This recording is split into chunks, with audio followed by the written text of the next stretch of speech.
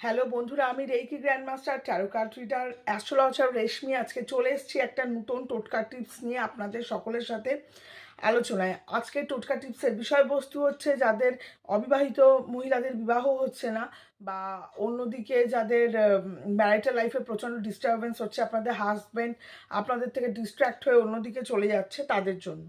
তো কি করতে হবে? প্রত্যেক থার্সডে আপনাকে সকালবেলা চান করে উঠে উপোস করে একটা হলুদ রঙের ড্রেস পরতে হবে, নূতন বা কাঁচা।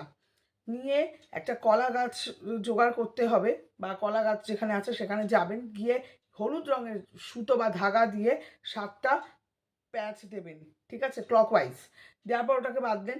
বাঁধার পরে কলা গাছের যে সামনে একটা পেতলের ঘটিতে জল দেবেন, জলের মধ্যে সিঁদুর, হলুদ, ঠিক আছে, গোটা আতপ চাল, হরিতকি, বহেরা, এগুলো দিয়ে কলা গাছের জলের গোড়ায় ঢেলে দেবেন।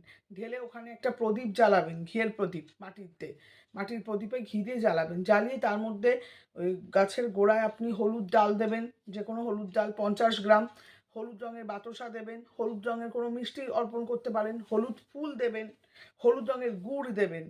দেওয়ার পর গাছে সিঁদুর দিয়ে স্বস্তিক চিহ্ন আঁকবেন, একে প্রণাম করবেন এবং সেখান থেকে একটু সিঁদুর নিয়ে নিজের কপালে লাগাবেন।